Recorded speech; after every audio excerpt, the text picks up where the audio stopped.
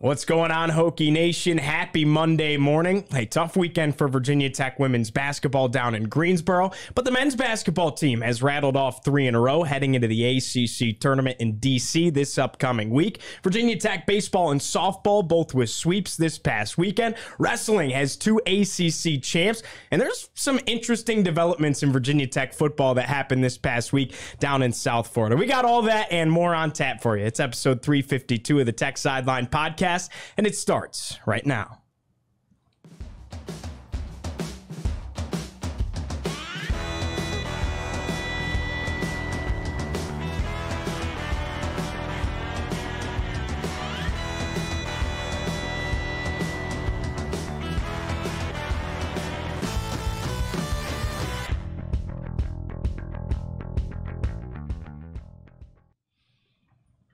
Welcome back in, Hokies fans. We record on Monday, March 11th, 2024 from the studio at the Virginia Tech Corporate Research Center. Hey, remember to like and subscribe. Refer the show to a friend as well, and head over to techsideline.com. Check out our extensive editorial content. As always, the first month of your subscription is free. I'm your host, Giovanni Heater. To my right, lead analyst and columnist, Mr. Chris Coleman. Across the way, it's our managing editor, David Cunningham. In the fourth chair, of course, our senior staff writer, Andy Bitter. And producing behind the scenes, we got Bobby B in the house, Mr. Robert Bateman. Tech Sideline is presented by First Bank and Trust Company, but the Tech Sideline podcast is also brought to you by the Hokie Way. In their second year in operation, the Hokie Way thanks Virginia Tech fans for their support of our mission to leverage student athletes' name, image, and likeness in support of charitable organizations. To learn more about us and the organizations that we support, visit thehokieway.org. All right, gentlemen, let's start with a little bit of women's basketball talk here.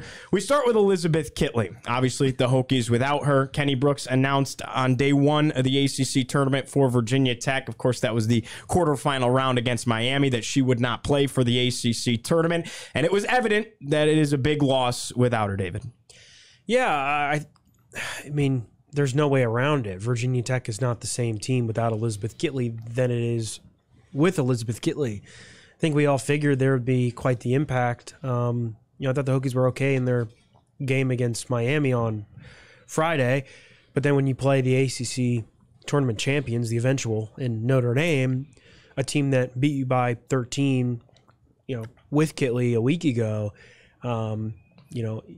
Tech was operating differently without Kitley. And like you said, Kenny Brooks said she was out for the ACC Tournament. They would reevaluate her this upcoming week. Obviously, Selection Sunday is this upcoming Sunday. Tech will not play until at least the following Friday. So quite some time to kind of rest a little bit, rehab, figure some things out. Kenny Brooks said Elizabeth Kitley's rehabbing 3 different times a day, and she's in good spirits. I think that's one of the most important things in this whole thing. I think she provides a level of calmness for her teammates. Just her presence is big, and you saw her cheering on the bench. I'm sure they showed her plenty of times on the broadcast, but she was smiling, in good spirits. When Clara Strack had a big game on Friday, she was so excited for Clara. But yeah, we don't know her status going forward. I don't expect Tech to say anything because Tech needs all of the potential positivity that it can heading into the NCAA Tournament and the seeding and stuff. And the hope is, what Tech I'm sure will continue to say, is that Elizabeth Kitley might potentially be back for the tournament, which means that Tech will probably be a top 4 seed. But if Tech was to say something, which would be not very smart, Tech's tournament stock, where it would be seeded, would drop a lot and would not be put in a good situation. You wouldn't end up hosting. So a lot riding on this decision and how Tech's going to go about it. But yeah, obviously we saw Tech is not the same team without Elizabeth Kitley. And I think, I kind of wrote about this after the Virginia game. I think it puts, watching them play without her puts in perspective how valuable she is. I mean, it's like every time down the floor, she's a bucket. You're going to get a basket from her. Like, she's almost automatic. And Virginia Tech struggled to score the basketball the last 2 games. I thought Tech's defense on Friday was pretty good. Okay in the first half on Saturday, not as good in the second half. But Tech had 2 of its worst shooting performances of the season, and I don't think that's any coincidence. Yeah, and Georgia had a good tournament. So she was second team all tourney, and if they played another game, she probably would have been first team. So it's just you lose the best player in school history. They've still got, in my opinion, the second best player in school history, but you can't have team wide shooting slumps outside of Georgia and expect to win. Even if they played really good defense against Miami, but still. It was a very, very close game that could have gone either way. And when I look at this team, they've lost, 7 games total, with 6 of those losses with Kitley, or maybe you could say 5.5 of those losses with Kitley. And most of those losses, I want to say 4 of the 6 losses, they gave up over 80 points, and 5 of the 6 losses, the opposing team's offensive rating was over 100. So to get by without Kitley, you've really got to lock down and play great team defense. Their only chance of beating Notre Dame was to keep that game in the 50s, and that's just not likely to happen when you're playing Notre Dame.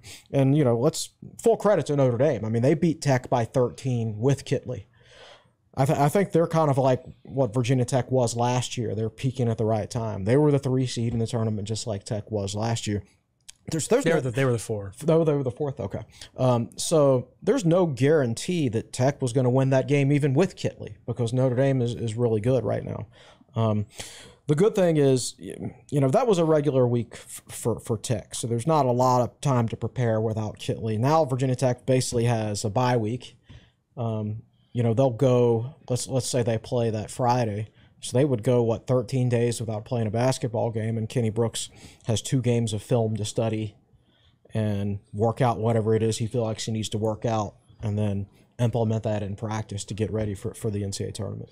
It seems as though Virginia Tech is experiencing a little bit of adversity besides just Kitley being out. I don't know that it has anything to do with Kitley because she's still getting her shots, but Matilda Eck has not scored, David, in 3 games, and she was such a crucial piece for the Hokies. It felt like she was good for at least 3 3-pointers a game, which really gives you a boost, especially in the ACC when you have these tight contests. Not only did she hit her threes, usually they were timely, and Tech has been without that. How big of an impact has that had, David? Is there a rhyme or reason to it, or is it just, hey, shooters sometimes get in slumps? I think she's just in a weird slump. But like she did not score at Virginia, and then she came in the tournament and did not score in either of those 2 games. And we talked about it earlier this year.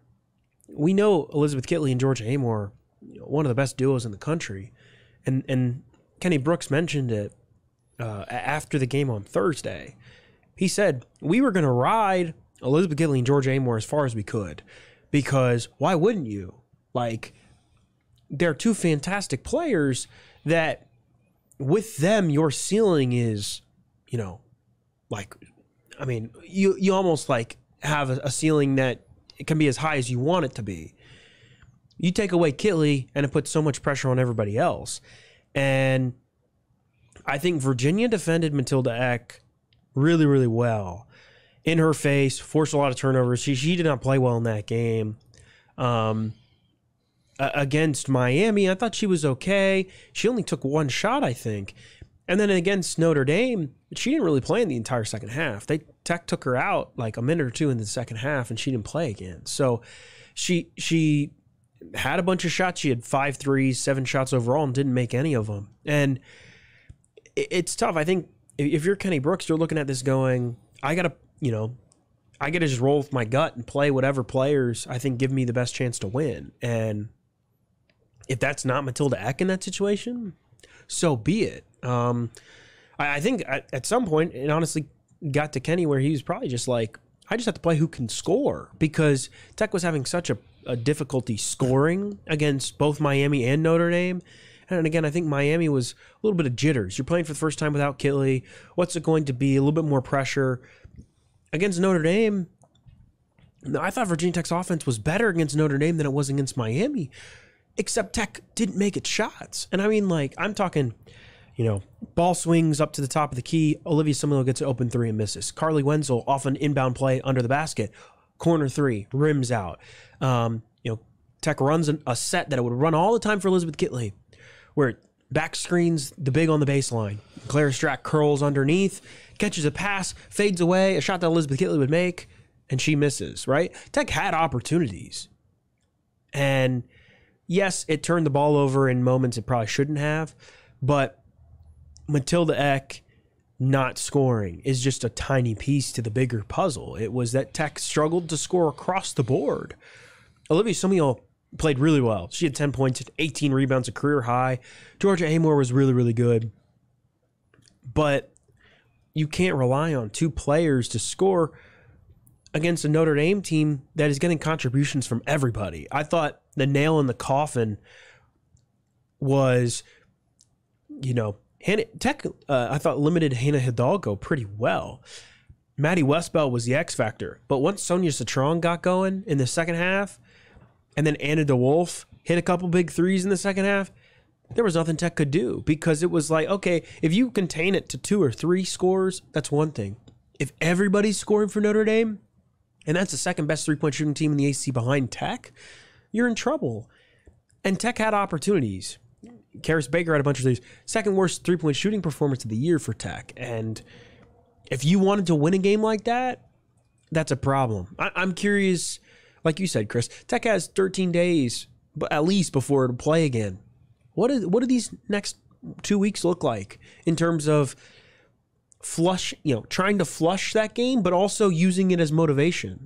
Georgia Amore said, we need that game to kick us forward. They need to play with a better edge. And, what really lost them the game was those first 5 minutes of that second half where they did defend. But when you can't defend for a certain stretch and you go 7.5 minutes without scoring, makes it really tough to win a basketball game. My concern is it's going to be tough for them to find an answer, because if you're Kenny Brooks and you go back and watch the film of those 2 games and you say, okay, now let's see what worked for us offensively in those 2 games that we could really build on going forward. And the answer is, outside of Georgia Amore, nothing, basically. So I don't know what the answer is. I think that the original question was about Eck, and Eck's one of those players. It's like she plays 3 for Tech, but she's kind of got the build of a 4.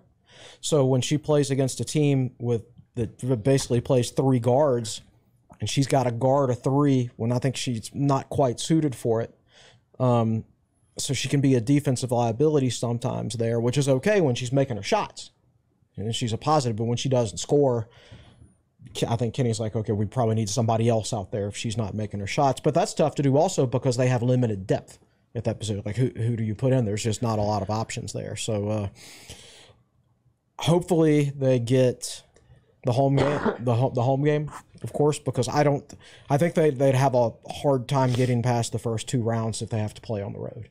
Andy, I wanted to insert you into the conversation a little bit. What differences do you see in how this team was firing on all cylinders at the tail end of last year in contrast to this year? Like, what are the missing pieces? And Kitley's the obvious answer, but further than that.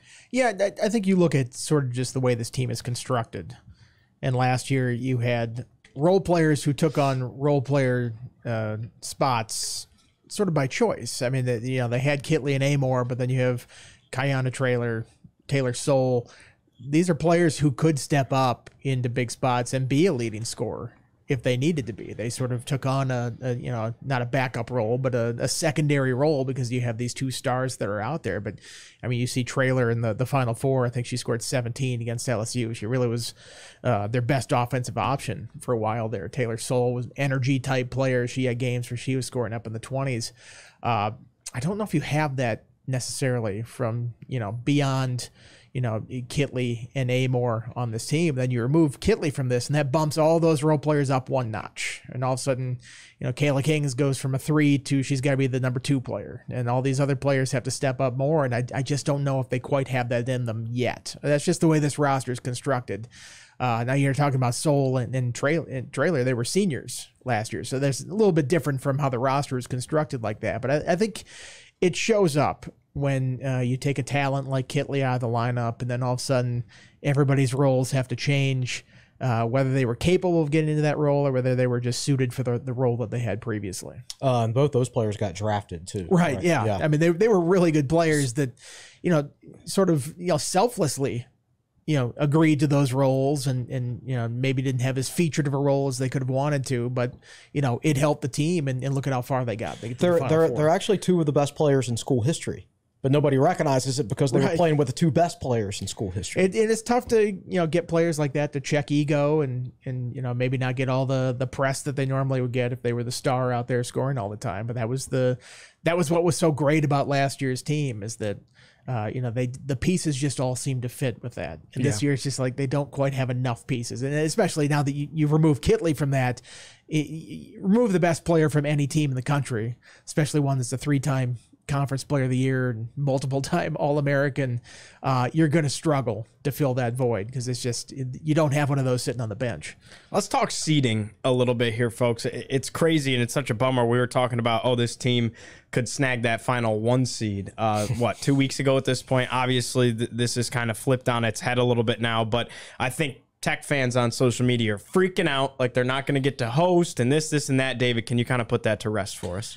Yeah, everything says that Virginia Tech will host still. And I like to look at the parallels from last year, where Notre Dame was in a similar spot. Tech was actually higher in the final NCAA committee top 16 than Notre Dame was. Now, Notre Dame didn't lose its last 2 regular season games. Tech did. But Notre Dame lost its star player in the regular season finale, as did Tech. Notre Dame barely scraped behind the ACC Tournament quarterfinal, as did Tech, and got drubbed in that semifinal game, lost by 26. Tech lost by 29. And then Notre Dame still ended up with the 3 seed because of how close it played the Olivia Miles stuff to the vest, and said she's going to be, we hope she's going to be back for the NCAA tournament. That's exactly the path that Tech has to follow. There's the blueprint right there. And, you look at ESPN, ESPN has Tech as a 4 seed. I expect Tech to still host, and I think Tech should be a host, unless it was to say something about Kitley and, she's not playing. Well, in that case, Tech's not a top 4 seed. But if Tech continues on this trajectory, which is why it's important to stay mum on the Kitley stuff, Tech will be the top 4 seed. Now, that's, that guarantees you 2 games at home, or that guarantees you a game at home, hosting potentially a second game if you can win. That doesn't necessarily mean that the games are going to be easy. And I think, if Tech's a 4 seed, that's going to make things really, really difficult at times. And that's how important these next 2 weeks are for Tech to find a rhythm with the players it has. I would not worry about Tech seeding. Tech should be a 4. Tech should be a top 4 seed, probably a 4. But you're probably going to end up with some tough matchups. Right now, ESPN projects them to have a 5 seed in Utah in the region. Well, Alexa Pilley is one of the other best bigs in the country, and if you don't have Elizabeth Kitley, that's a problem if you're going to play them. Fairfield is no pushover, and Richmond, the other 2 teams, Richmond won the A-10. So you're going to run into some really good teams. That's why it's so important to play really good basketball. And to Andy's point, this team had experience last year. It's all youth this year. Your veterans this year, it's Amor, with the current construction of this team without Kitley. It's Amor, it's Eck. You can throw Misha on there. Obviously, Kayla King. And then it's freshmen. It's young kids. They don't have experience. They've never been in these moments before. Kenny Brooks said there was a moment where he said something to Georgia in the Miami game. She and Kayla were the only 2 people to have ever played in the ACC tournament before Thursday. That's how young this team is. And at the beginning of the year, Elizabeth Kitley, we talked about this, but Elizabeth Kitley helped hide all of this. This was a really good team because you could rely on your two of your veterans and your superstars. And Kayla King and Matilda Eck were nice 3 and 4 options. Like Andy said, everybody's bumped up a rung, and if Virginia Tech is going to do something, it's going to have to get contributions. Like, those other kids are going to have to play well. And I think at times they did in the ACC tournament, but they're going to have to make shots. And that's what March is all about, being able to step up when, the big moment arises. Tech has shown this year they can win a game without Kitley, and they've shown this year they can win a game without Amor. Was that Miami both times? Clemson the first time. Okay. But it'll be different when they get to the NCAA tournament if they don't have Kitley, because they'll be playing an NCAA tournament team, right? So you just got to get in that NCAA tournament and hope that it's a good offensive day. Like, sometimes Zach makes her shots and sometimes she scores 0. Sometimes Kayla Kings makes her shots and sometimes she scores 0. It just seems like there's a total randomness factor. It's just like when you roll the dice, what comes up on a game-by-game basis for Tech's role players. So one thing they can control is how hard and how connected they are on the defensive end of the court. So they've just got to be sound. They got to really focus in on that. In fact, I think if I was Kenny Brooks, that's what I'd spend most of my time focusing on the next 2 weeks is defense. Just making sure the team plays as good a defense as possible because, like you said, they had open shots against Notre Dame. They just missed them. So he can go out there and dial up the best offensive game plan of his career, and it doesn't mean that's going to work because they're just so random when it comes to their shooting, it seems. But the one thing they can control is defense. So go out there and play good defense and, hope it's one of those days where your shots fall. I'll add 2 points to that. They beat Miami, which I'm looking at this bracketology thing. They're in the field. I mean, they're a 10 seed in this. I think that helps them in terms of the people go, well, how are they going to do without Kitley? It's like, well, they beat a team that's going to be in the field. Yeah. So, if you're worried about dropping below a 4, I think that gives the committee some leeway to say this is a team that's still worthy of hosting. And, the key to hosting is that you get that friendly crowd in front of you. And what do you always see in basketball is when you're playing at home, the role players really show up. They have that home crowd behind them. They play very well. It's when you're on the road and then you have a tough environment and things start going wrong and then maybe they don't play as well. You see that at all levels of basketball, I think. NBA especially, certainly college, where just the sort of emotion and the energy of the game takes over. So I think the key to getting that is to get one of those top 4 seeds, hope your role players at home get that little extra juice from the home crowd, and maybe that can carry you through those first 2 rounds. Yeah, unless you're Tech men's basketball and Robbie Barron knocks down 4 threes in the Yum Center last week, but it is a fantastic point. Well, they're not going to be playing Louisville's Louisville, not unfortunately. saved by any home court advantage. That is a mess beyond saving. No doubt about it. Well, I think that transitions us, unless David's got anything else, into our men's basketball conversation here.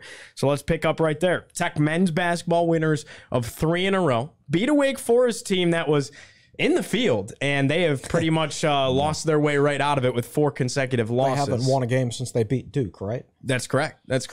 And that includes after being undefeated at home, the Deeks have lost 2 home games. They lost their last 2 home games, including one to Georgia Tech. Georgia Tech has played spoiler this year. They've beaten Duke, Carolina, and Wake Forest. Kind of bizarre. You can't have any complaints when you don't make the NCAA tournament when you do that. Yeah, I remember the last year of the Jeff Allen, Malcolm Delaney era, and Virginia Tech hosted College Game Day. They beat Duke. They were in. And then 3 days later, they got drilled by Boston College at home. Yeesh. I mean, drilled by like a BC team that won, I think, 17 games. Wow. So they just played their way right out of it after they played their way into it. So the same thing happened to Wake Forest. And right now, it's crazy. Like, we'll get into the ACC tournament field later, but there's only 3 locks from the ACC for the tournament, and you've got Virginia right now probably would be in Dayton. Yeah, no doubt. And Chris can refresh everybody too on his theory with the scheduling if you want, Chris. But let's go ahead, Bob, and pop up that ACC tournament bracket here. Interesting stuff to look at here as far as who's playing who and as everything develops throughout the week. I mean, who do we like? It seems like Carolina's the top dog, and it's really not that close. They've beaten Duke now twice. I wouldn't bet against Carolina. They seem Carolina's my pick. I mean, what the thing about Carolina, and I've seen him once. Andy, I believe, has seen him twice because he was at the game in Chapel Hill for us. I mean, when they are on, like RJ Davis I voted him as my ACC Player of the Year. But you have 2 other All-ACC caliber guys in Armando Bacot and Harrison Ingram, who's the X factor when Tech played him.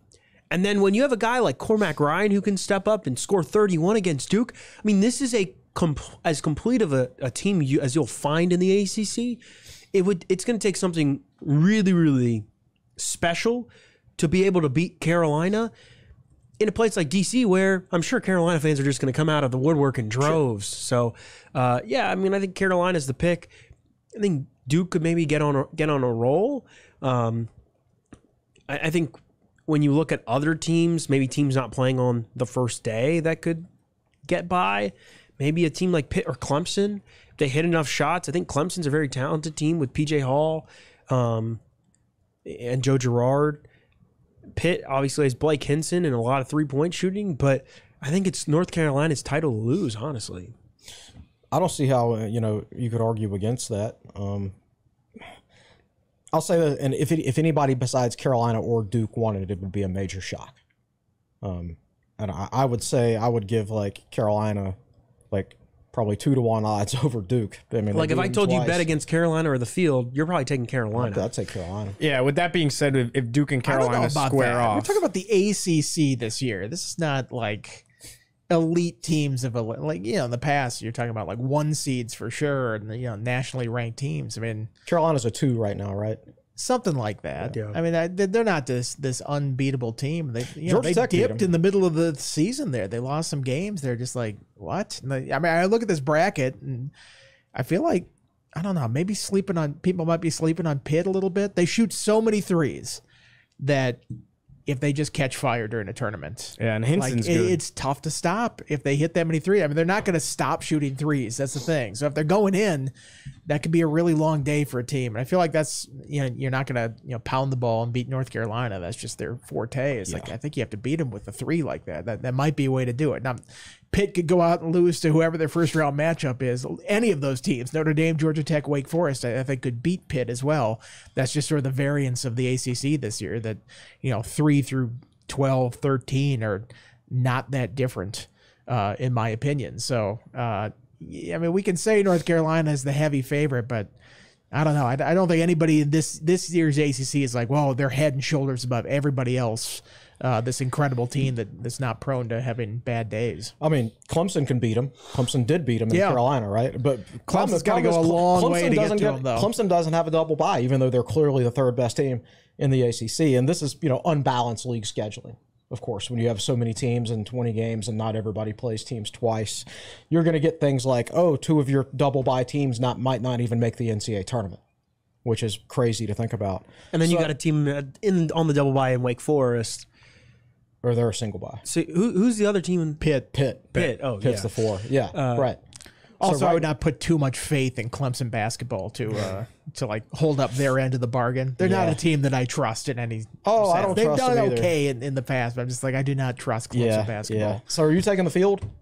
I would take the field if He's you gave me taking the North field. Carolina I'm or taking Carolina. I'm going Carolina. All right. What would Aaron McFarland do? He would take the field. Aaron I'm would take sure he the would. field. Oh, gosh. Absolutely. I'm gonna play along with Andy and take the field, and here's why. Because if Duke and Carolina square off, it's really hard to beat somebody 3 times. And Duke kept it a lot closer this past weekend in Cameron than they did on the road. That's a fair in take. Chapel Hill. And I just feel like 3rd time's the charm type of thing. If they square off in the championship game, then I feel like it's a situation where you just don't beat them a 3rd time. Doesn't mean Carolina's not the better team. It just means by the 3rd time, Shire might figure it out. It's tournament basketball. We all know how tournament basketball can go. Yeah. Do you know the last time North Carolina won the ACC tournament? Not off the top of my head. Was probably when it beat Tech in the semis, or nah, it was probably way before that. The thing about the ACC, 2016 is the answer. No kidding. Wow. Oh, so they're due. I guess. I don't know. So who has won it since? Only Duke, Virginia Duke, Tech, Virginia, and Virginia? Duke, Virginia, Georgia Duke, Tech. Oh, yeah. COVID, That doesn't asterisk. Georgia That doesn't Tech, count. Virginia Tech, Duke. Georgia Tech got a free pass when Virginia had to be out of it because of COVID. Yeah. Andy mentioned 3 through 12 are all good, and that's the kind of crazy thing. I think Virginia Tech, when you talk specifically Virginia Tech's matchup against Florida State, Yeah. I think that's a pretty good matchup for Virginia Tech. Now, it's not an easy one because of Florida State's length and size and the way that you have to play to win, which is essentially try to keep them from getting out in transition and rebounding. And Virginia Tech should have won probably at Florida State, beat Florida State at home. I think this is a good matchup for Tech if Tech continues to play basketball the way it's playing right now, and it's won 3 games in a row. But then you potentially run in North Carolina. But I look at the rest of the bracket, and it's like, you don't know who could win some of these matchups. Like, I think there's a team like Syracuse that's hovering in the middle of the bracket that like could potentially go on a run and win some. If those Syracuse guards get hot, then yeah. Wake Forest, I think could like, I think there are a lot of teams in the middle that could potentially win a game or two. And I think the weird thing is like NC State's the 10 seed because NC State, I don't even remember if NC State won or not on Saturday, but because Tech and Florida State won, NC State was relegated to the 10. But NC State's a team that like, it's got so much talent that if it catches fire, it could get to the semifinals. Like, this is such a weird league, like Handy said. But I'm still taking Carolina. That might be an interesting matchup. Now, NC State plays Louisville on Tuesday. After that, it would be Cuse NC State. Either one of those teams has the capability of being a semifinal type run. So that might be one to look out for. Well, David, you talked about how important rebounding is going to be. Lynn Kidd didn't play against Notre Dame for Virginia Tech on Saturday. That was kind of a game-time decision. It felt he was in the warm-ups. It was a will he not type of situation. Obviously, he didn't go. But Coach Mike Young said after in his press conference, he feels that he should be ready to roll for the tournament on Wednesday. How do you diagnose all that? They're going to need him. They're going to need him this week. If they want to do anything, they're going to need him. But I think it was a pretty admirable performance without him. I mean, they still out-rebounded Notre Dame 39-28. Without Lynn Kidd, that's pretty impressive. That one possession where they had 3 or 4 offensive rebounds and then eventually scored, I thought was kind of a backbreaker for Notre Dame. Yeah. Now, Notre Dame is not a very good rebounding team. Virginia Tech was like kind of like playing themselves. Fair. I mean, Tech's a better team than Notre Dame, but from overall talent standpoint, athleticism standpoint, I thought they were playing themselves, and I thought they were the more assertive team. Tech has done really well this year when it's rebounded. And one of the reasons why I lost that Florida State game was because it allowed, I don't even remember the number, it's been so long, but like 6 or 8 offensive rebounds in like 2 minutes. Yeah. Like a couple possessions. Like, if you can rebound the basketball well, you're going to win a lot of games. And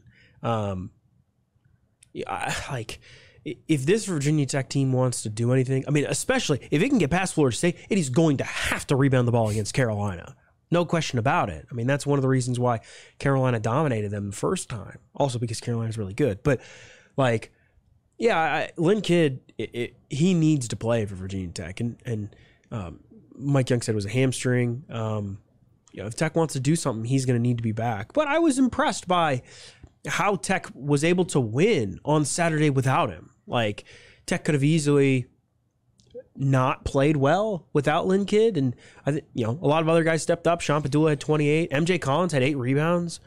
Elijah Poteet was good on senior day. I mean, a lot of good stuff to take away from that game. If you add Lynn Kidd into that equation and he played well in the previous 2 games, I think you're in a good position.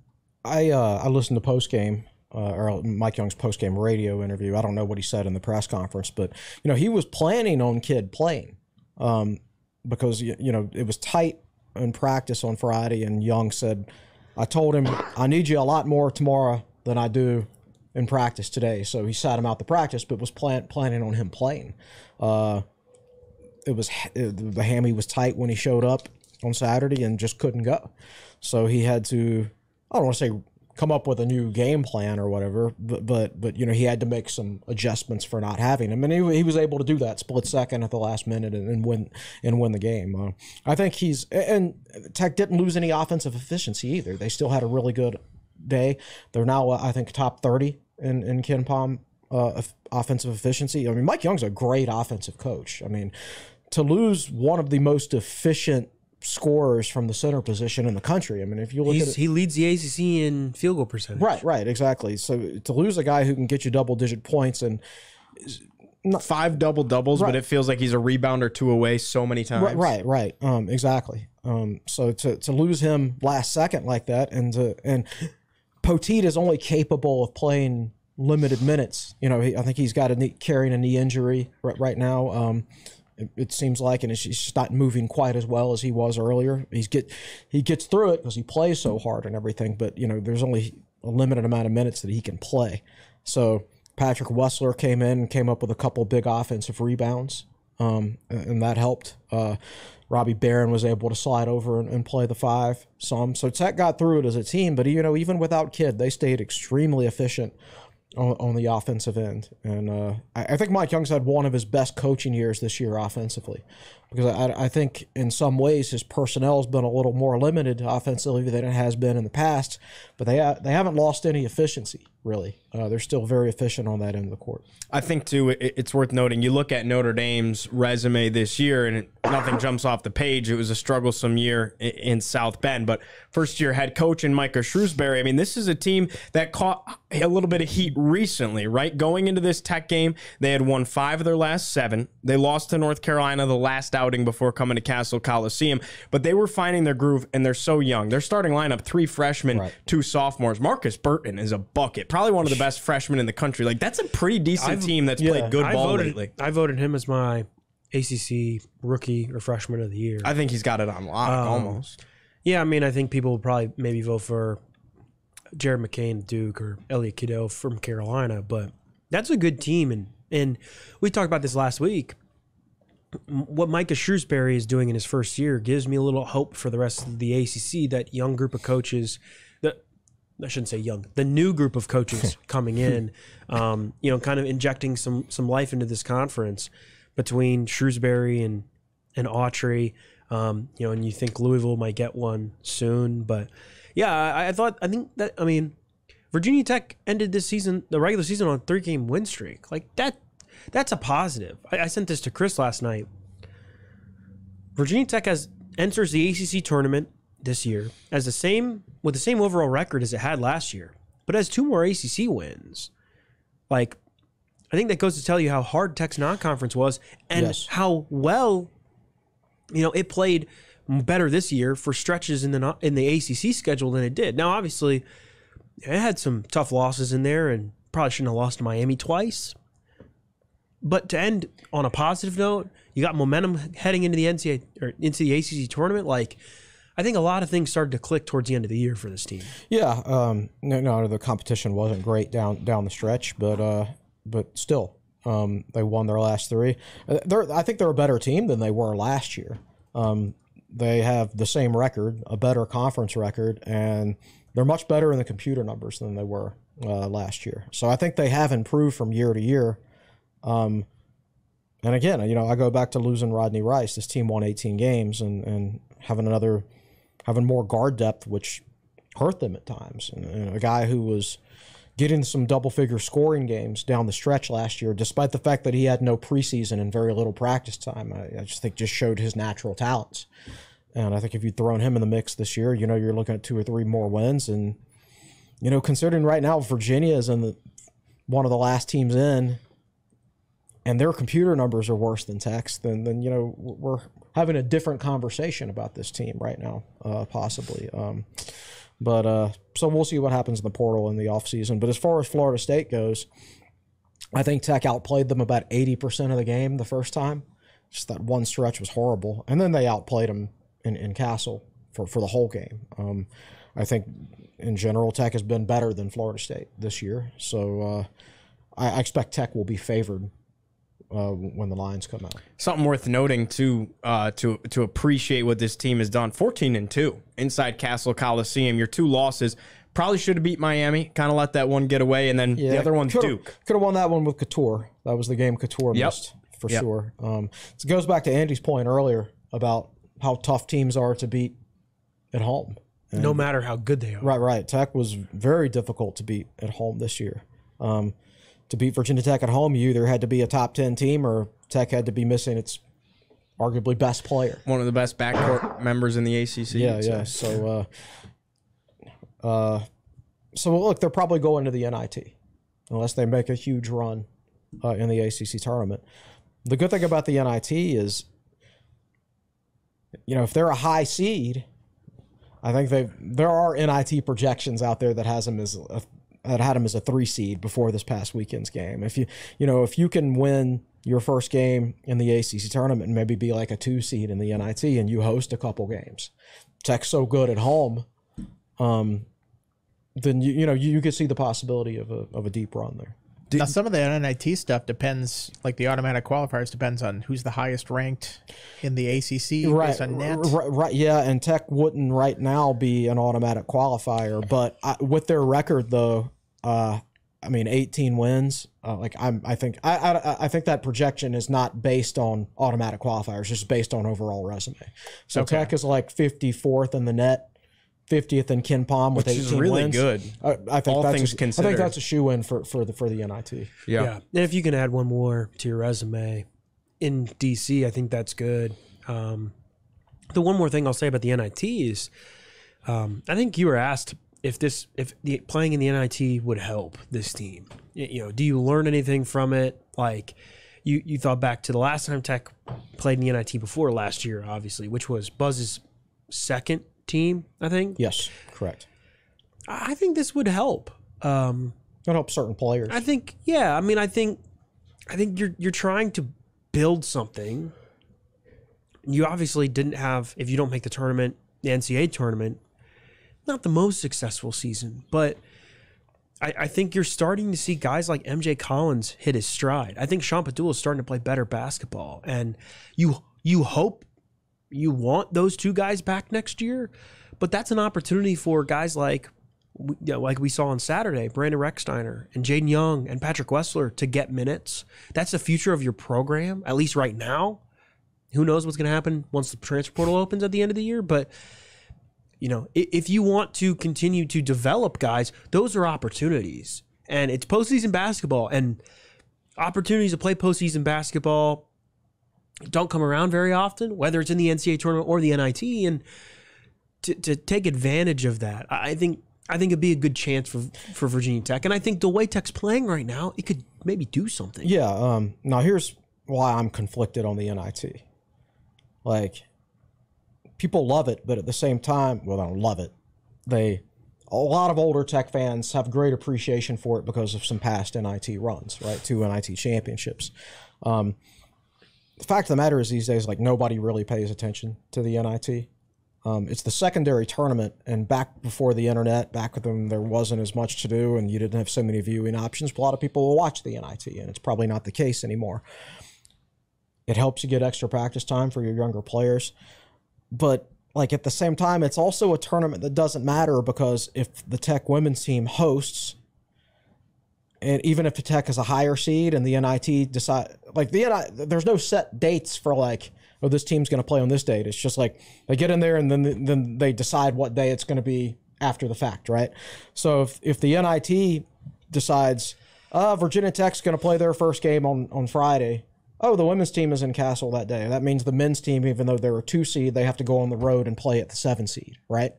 So that kind of shows you right there that, like, that tournament is just relegated to the afterthought, right, from that standpoint. So I hope that doesn't happen to them. I hope.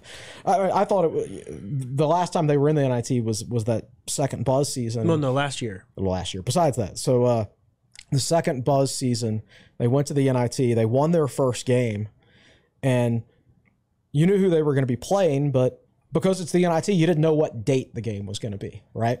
So it was basically like 2 days later at BYU.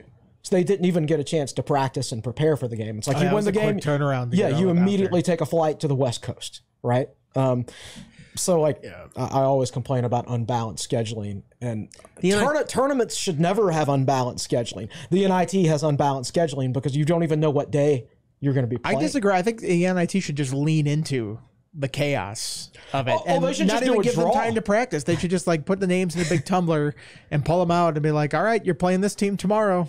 Go do it." Hey, as long as you know what day it's going to be, I'm fine. Yeah, with who can that. just Give me prepare like the a FA quickest Cup, and David. get ready for it? Yeah, and, yeah, random I like that. matchups instead of seeing like a bracket. Like, nobody's doing like a bracket pool in the NIT. Maybe we should. If you are, it might be the litmus test for whether you have a gambling problem or not.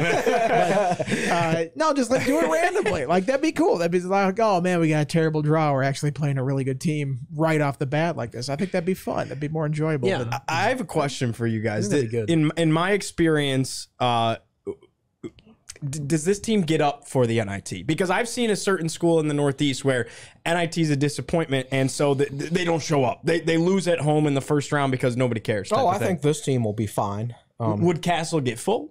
No. Not full, but I mean, it'd be a fine crowd. I think what you have to understand is like, yes, you want to go to the NCAA tournament, but like, I don't think just because if you're one of the top seeds in the NIT, I don't think that means it's not a successful season. Obviously, it's not as successful as you want it to be, but like, I think it would be a okay crowd, and I think they'd want to play. I think it all comes back to the guys who are playing their last year. Like, if Hunter Couture and Robbie Barron want to play in this game, the team's going to want to play in this game, right? Sure. But if they're checked out, yeah, I mean, I can imagine why the team's going to be checked out. I've right? never seen either one of those guys checked out ever. And that's before, what I mean. So like, I think they'll be fine. And again, like I said, it's an opportunity for everybody to get better. But I do think, like Andy said, just put names in a hat and just draw them out and say, okay, Virginia Tech, you are going to go play at, and just, Virginia Tech, you're going to go play at Hawaii in 2 days. Like, I think that'd be fun. That'd be entertaining. Cool. Yeah. Like, you got to be different for the NIT. Don't do it the standardized way. I'm totally good with that as long as the dates are set in advance and one team doesn't have an advantage over another. Like, this team plays on Tuesday, the next team plays on Wednesday, and then one of the teams has less practice days than the other. I say randomize the dates, I'd randomize everything. And if you're the home team, you get a little bit of advantage. So what? Who cares? It's the NIT. Like, liven it up a little bit. Yeah, no doubt. I think it would be fun too. What if Iowa gets bounced from the NCAA tournament, make them play in the NIT, and see if Caitlin Clark can shoot the lights out on some of these guys? That'd be an interesting little plot twist. Andy, I want to bring it to you because you covered that North Carolina game down in Chapel Hill. Looks like if Tech can beat Florida State, obviously they're going to play against the Tar Heels. Anything there that Virginia Tech, that you can pull from game one? Yeah, don't have everybody get in foul trouble 2 minutes into the game. That would be my biggest piece of advice. I'm sure Mike Young is like, oh, thanks for that advice. Yeah, I mean, that's a team that you can't have your big guys playing tentatively against in foul trouble because they're just going to eat you alive on the boards. And that's what it was in that game. I mean, Lynn Kidd got 2 quick fouls. Everybody was playing with foul trouble in that game, and they're just going to hammer you on rebounds and crash the boards, and I think that was really the difference in that game. And obviously, Baycott had a huge game as well. So, if I remember correctly, Virginia Tech actually played pretty well offensively in that game. Just they couldn't stop it. They just couldn't stop them throughout the entire game. So, have to tighten up defensively, tighten up in the front court, kind of hold on for dear life in the rebounding aspect of it. I think you're going to get out-rebounded in that game against North Carolina. You just can't get out-rebounded by 20. You have to shrink that gap as much as you can. And, as usual with all these games, you got to hit shots. Here's my idea for the NIT. All right. No, it's unique. We're fixing basketball here. It's like Champions League, Europa League. So you get to, all right, so let's say you play the first 32 teams in the NIT, right? You play the first round, so you got 16 teams left over. If you play the first round of the NCAA tournament, there's 32 teams. Then you play the second round, and you get the Sweet 16. Those 16 teams who lose in the second round of the NCAA tournament drop to the NIT and play your first round winners from the NIT. So then you've got your final 32 in the NIT battled out for the NIT title. I don't know. So it's like it works for the rest of the world. I think if you want to bring an element of like surprise into it, you give like one team has this like Money in the Bank case, like wrestling, like they just show up randomly to some site. Like the 2 teams finish playing each other. It's like, all right, we won that game, and it's, oh my god, they're cashing in their Money in the Bank, and then that team has to play another game immediately after that. And it's like, all right, that's what you get by getting the Money in the Bank case. That's what the top 4 seeds are. I like it. Wow, you just took me back to my entire childhood. I know. I got ideas over here. They should just do it like the World Cup draw, where it's like, you obviously can't have an ACC team playing an ACC team, but you basically set it out so some of these teams are going to host, but you randomize that, and then you go through and call names out of a hat, and everybody finds out that moment, and then all of a sudden, instead of having like a whole year to prepare for the World Cup, you only have like 2 days to prepare, and I think the toughest part is travel. What if everybody goes to one central site? Oh, They set up a bunch of courts inside like this huge dome or whatever. Like an AAU tournament. Yeah, like an AAU tournament. And right there, they draw the names. Like, okay, Virginia Tech, you go over here and you're playing court Memphis. two. Yeah, you're court 2. And just so everything's going on at the same time. I do That like would the be fun. idea You of could it. have like the, YouTube's got like the Multicast? the multicast thing. You could have like, oh, here are the 4 games going on right now. Yeah. No preparation, just go out there and ball. Let's see who can handle. the Yeah, adversity street the ball would best. be really good for Virginia Tech. Yeah. Where where in the NIT does it turn from? Is it the 3rd round where it's neutral site? Yeah, think but it's once just you get to the semis, Just Yeah, the it's semis? just the final 4 basically. Oh, yeah, okay. yeah. Gotcha. And it's a 32 team tournament. yeah. I think I think they do in Vegas now. Do they? It was in the Garden at one point. Well, Speaking it of used to be in the Vegas, Garden. how about the NIL tournament they're having next year in Vegas? That's Did y'all pretty see cool. that? Yeah. Oh, it's not cool. No? No. Sorry. So concept. basically, it's an 8-team tournament starting. It's a preseason, regular season, one of the preseason tournaments, like the tournaments in Hawaii and Florida, things like Right. that. It's going to be an 8-team tournament. Every team there is going to get at least $1 million in NIL, and the winner will get $2 million. Talk about a built-in recruiting advantage. Yeah. Hey, come here. If you're recruiting the transfer portal this year and you're going to be in that tournament, like Alabama's going to be in it.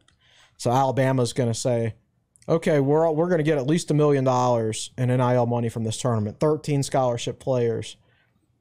Split that $1 million NIL. And if we win it, it's $2 million. If you go to this other school, they're not playing in the tournament. So you can come here and make more NIL. This is an NCAA sanctioned NIL event that is a huge recruiting advantage for the teams that get picked to play in that tournament. Those teams probably already have a recruiting advantage. as Right, it right. is. And it's not going to affect Virginia Tech because Tech doesn't, like the 3 teams I know they're going to be playing in it are Alabama, Duke, and Kansas. Tech doesn't recruit against those schools. Next year it expands to 16, though.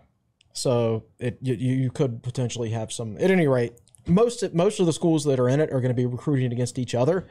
So it's not going to be a big deal. But if it expands, then it could have NIT semis and finals this year, Hinkle Fieldhouse, by the way. Ooh. Wow, really? Okay. It was in Vegas. It was just outside of Vegas last year. So it's in Indianapolis this year. All right. The teams, by the way, Chris, being reached out to that have been contacted are Alabama, Duke, FAU, Final Four team last year, Houston, Kansas, Syracuse. Oregon, San Diego State, St. Joe's, Syracuse, and Virginia. Boy, that would be frustrating to see the Cavaliers there. Right, and UVA, from what my understanding is, they're not doing great in NIL basketball money right now either.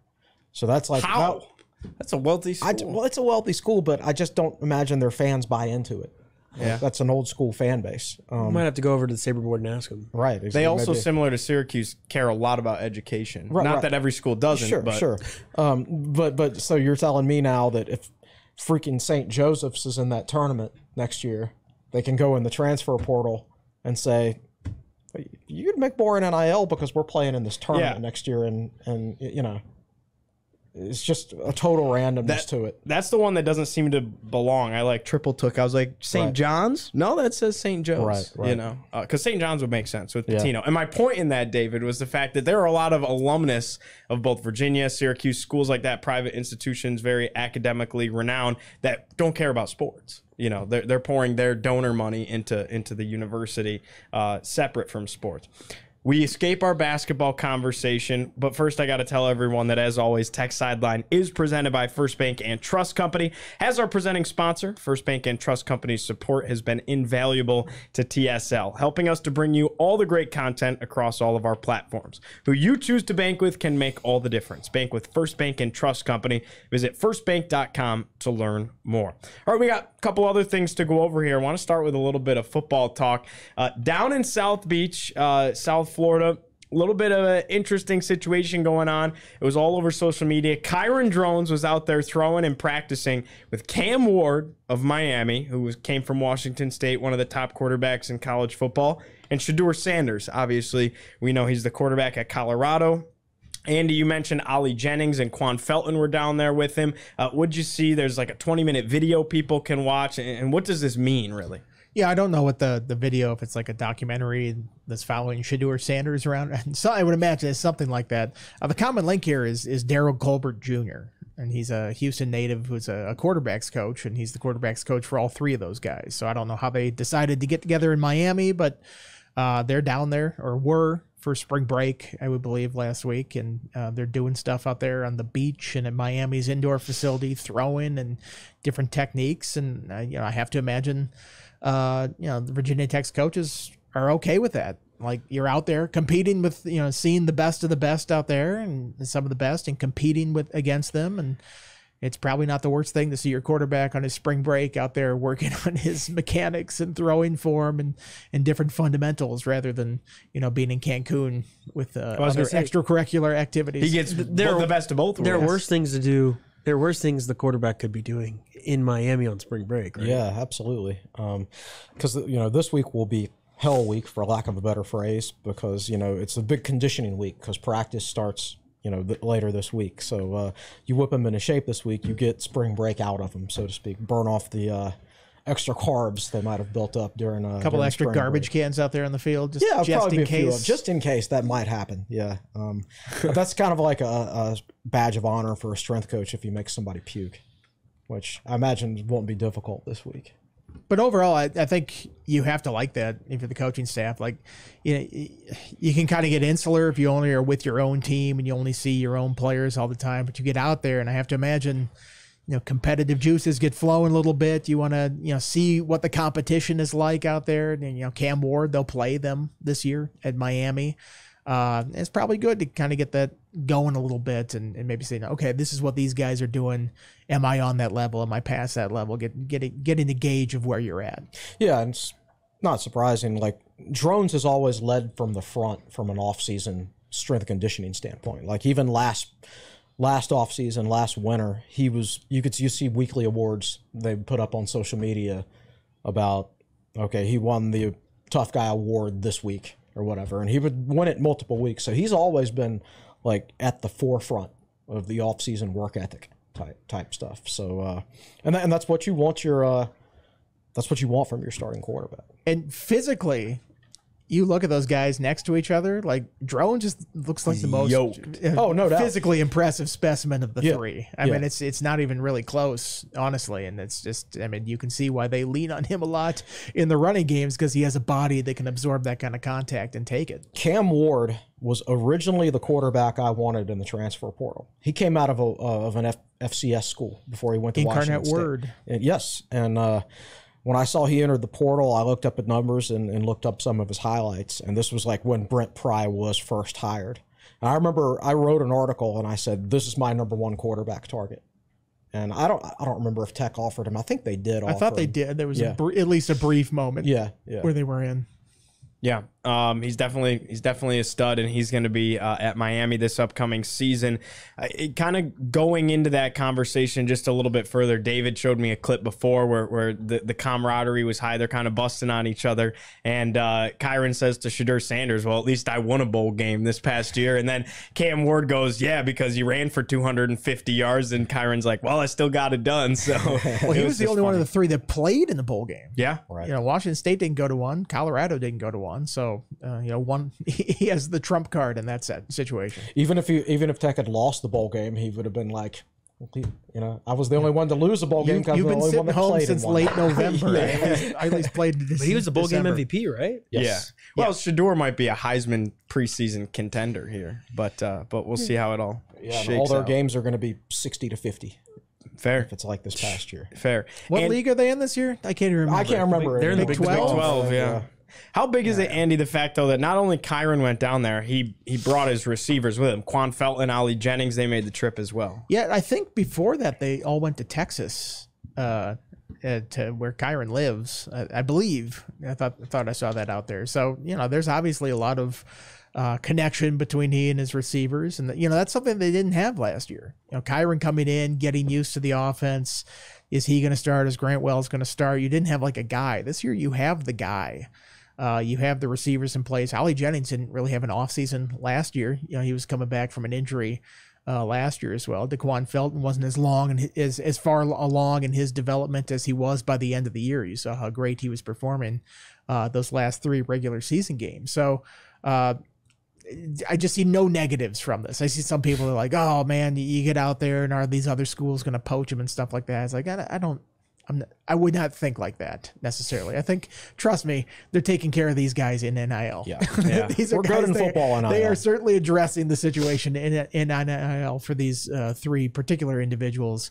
So I just think it's good that they're out there. They have this camaraderie. They're throwing together. They're sort of on the same page. That it's all positive in my mind. Gosh, man, this gets me fired up for football season. Spring football gets going on Saturday. Press conferences coming up tomorrow. So stay tuned for all of that as far as Virginia Tech football goes.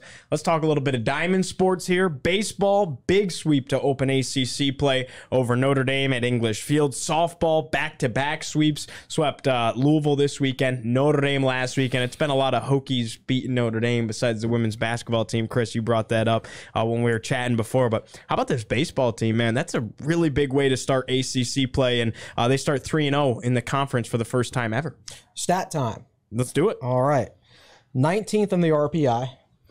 They were previously 65th. Pitching, 3.85 team ERA for the season. Now, this ranking is not updated as of this weekend's game. It was as of last Friday, before the weekend games. But they were 26 nationally out of 295 teams in ERA. WHIP, which is walks and hits per innings pitch, they were number 30 nationally, and they've got a 1.24 WHIP right now. Their three starting pitchers have combined for just 12 walks and 61 innings pitched. And they each have 4 walks. Or no, yeah, 4. They each have 4 walks, so that's pretty amazing. I want to particularly mention their top 2 starters, Brett Renfroe and Wyatt Parliament. Renfroe's a freshman, their Friday starter. 1.88 ERA, 0.79 WHIP. Wyatt Parliament, their Saturday starter. Parliament has been in session this year so far. 3.72 ERA, 0.83 WHIP. Now, when you've got a WHIP that low, that's actually a high ERA for that low of a WHIP. So he's had some bad luck in there to a certain extent. Both those guys had, struck out 10 guys this weekend in their starts against Notre Dame. So, yeah, really good start to the season for the baseball team. Pitching is always the concern at Virginia Tech. Tech always has enough hitters. Like, you've seen it this year where, like, even when DeMartini got in a slump, they were still hitting and scoring enough runs to win generally. They got plenty of hitting, especially when the wind's blowing 55 miles an hour, right? What's been a pleasant surprise so far is their pitching. Maybe not surprise. It's just you don't know a lot of these guys. Renfroe's a true freshman. You have no idea how well he's going to do. Parliament's a transfer. You have no idea how well he's going to do. Obviously, for Renfroe, that's 4 starts, and he's 4-0 in those 4 starts. As the season goes on, there's going to be a little bit more, a scouting report will get built up, and he'll have to adjust to the adjustments, just like rookie pitchers in Major League Baseball. And, we saw a couple years ago when Drew Hackenberg was a freshman, he had a great year, and he slowed down a little bit late in the season as teams adjusted to him. But overall, this is a really promising start from a pitching standpoint for the baseball team so far, and that's key. Like, if they pitch well, though, they're going to be an NCAA tournament team because their hitting's going to be good enough. Yeah. Keep an eye out. Sorry, I'm going to toss it over to you 1 second, David. They play Marist on Tuesday. That's here at English Field. That concludes the homestand. That's John Sheff's old job. So that's kind of a fun one there. I'm sure that's going to mean a little bit extra. And then they head to Louisville this weekend, another ACC series against the Cards. And the way the schedule shakes out, your first 3 ACC opponents, Notre Dame, Louisville, and then Boston College. And that one is on the road in Chestnut Hill. BC was pretty good last year. Not looking like they're going to be the same this year. I mean, you could start really, really solid in ACC play in your first 3 series. So tune into Tech Baseball. Read Raza, Jeez. And he listens, so he's going to yell at me for that. Read Raza's content on techsideline.com. David, what you got for me? Yeah, I think the elephant in the room for Tech Baseball is Garrett Michelle, his injury. Yes. But Tech has rallied, and I think Tech's found something in David McCann. I believe he's a freshman, right? True freshman. Freshman. He's been hitting the ball pretty well. Like Chris said, it helps when the winds are blowing like they are, but Tech had 4 home runs and 3 triples like the other day. Like, this team is hitting really well. When you They had 9 homers for the series, right? I believe so. Yeah, the win definitely helped, especially on Sunday. But it would have helped Notre Dame too.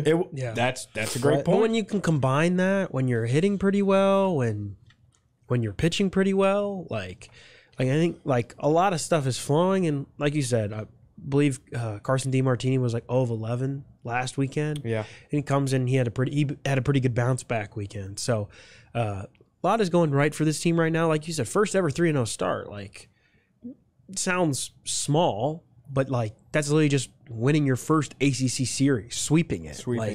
Tech is off to a better start already than it has in any other ACC season prior, which is pretty crazy to think about. But yeah, I mean, they're on a pretty upward trajectory. Curious to see how teams adjust to the pitching, but yeah, they're playing really well right now. Yeah, so even if their next 2 series are on the road, even if they won 1 of 3 in both those series, they'd be 5-4 in the ACC with more home series for the rest of the season than road series. Yeah. So they'd be in good shape. So starting off with a sweep is pretty big. No doubt about it. Well, again, Tech baseball coming up Tuesday, and then this upcoming weekend in Louisville. Softball doing good stuff, and as always, they continue to just hit bombs. That's the fun thing about these two teams. And Pete DeMore was joking with Evan on the air the other day, Evan Hughes, on the Virginia Tech Sports Network, that like for whatever reason, that's the identity of both the baseball and the softball team, is to hit a lot of home runs, hit the ball hard, and now Tech's pitching seems to be there on the really both sides of it, because now you got 4 pitchers for softball in contrast to 1 or 2, and then for baseball that starting rotation is so solid. Yeah, so, fun times on the diamond. I feel like the baseball team in particular should always be a home run hitting team, simply because the wind blows out, and it's the highest altitude in the ACC, I think. That's a good point. So with the wind, and it seems like the wind's always blowing out to like left center, so you get it up in that jet stream, and you can do some damage, which is why it's really important to, on the other side of things, to have pitchers who can keep the ball on the ground. Yeah, no doubt. How about strike people out? Yeah. David, ACC wrestling. Tech's got 2 ACC champs, and maybe a chance to do something in the NCAA tournament here. Yeah, Jack Bresnine was down there. I believe he sent me a story a little bit ago. Tech did not. NC State won another ACC tournament crown, but Tech wrestled pretty well. Mekhi Lewis won an ACC title. And Carter Starocki from Penn State, I believe his season's done. He's the guy who has been kind of a Mekhi Lewis's kryptonite for a little bit. I believe there's a good chance Mekhi Lewis is number 1 overall seed in the NCAA tournament, which is pretty crazy. Mekhi won his 4th ACC championship. I think when you talk about Mount Rushmore of like Virginia Tech athletes, Mekhi's up there. I mean, he's got a national championship, 4 ACC titles. Maybe a chance at another national championship. And we're gonna have to have some Mount Rushmore expansion. Yeah, yeah. And then TJ Stewart, true freshman, won his won his ACC title. So pretty cool stuff there. Jack again was down there, and he'll have a story on that. And the Hokies, I believe, are sending 7 guys to the NCAA tournament. I think is in Kansas City. So. I think Caleb Henson had a chance, and it came down to sudden victory, and it was a kind of iffy call. But overall, Tech's going to have a chance to do some damage at the NCAA tournament. Mekhi Lewis is running out of room in his trophy case. That's pretty dope. Same with Liz Kitley. Yeah. What's coming up this week for you guys on TSL? Obviously, the men's basketball team heading up to D.C., ACC Tournament. Women's team kind of gets that week off. What can people expect this week? Yeah, David's heading up to D.C. Yeah, Tech has media availability on Tuesday morning from the Watergate Hotel. That's awesome. Yeah, anything ever happened there before? No, I've never. First time for everything, I guess. Yeah. But yeah, so Tech media on Tuesday morning, and then Tech will play Wednesday at noon. I'll be in D.C. all week. We'll see if we know anything, if we hear anything about the women. I assume they'll do at least some media stuff this weekend after the tournament and stuff is announced. But yeah, it should be a quiet week on the women's basketball front.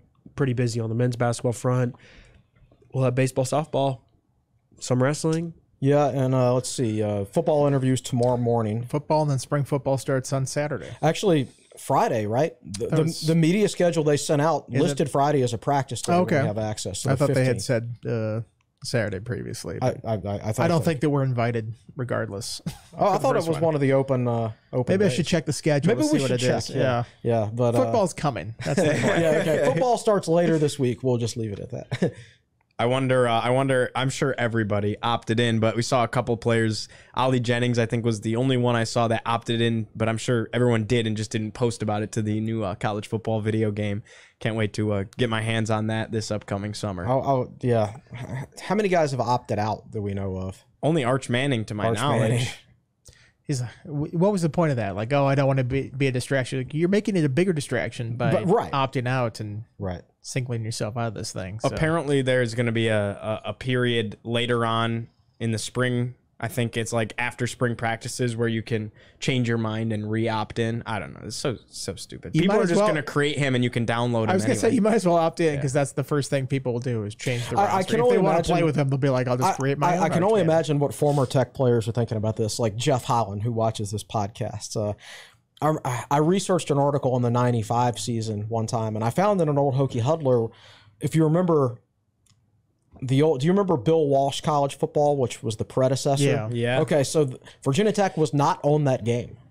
They only picked maybe 40 teams and put them in the game, right? And Tech was not on that game. So Jeff Holland, I think, led the petition, and a bunch of Virginia Tech football players signed it. They mailed a letter to EA Sports and said, we're Virginia Tech. We've been to X and X number of bowl games in a row. We won this many games the last few years, and we're disappointed we were not represented in your game. We'd like to be included in next year's version. And so they took a picture of that letter that he wrote and put it in the Hokie Huddler. So their Tech players back then were begging to be included in the game, and now Arch Manning's like, nah, I'm opting out. Yeah. Right? That's true. So how bizarre. times have changed. Yeah. You were correct, by the way. Friday, first practice. Friday, So there we go. I'm going to alter my schedule. Friday, first practice. All right, I think that wraps things up for today. David, safe travels in D.C. We'll see you there. You guys keep it strong on the home front as always. For Robert Bateman behind the scenes, for Andy Bitter, for David Cunningham, Chris Coleman, I'm Giovanni Heater saying so long from Blacksburg. And again, we'll see you next week. Hopefully we're talking about some Hokie wins.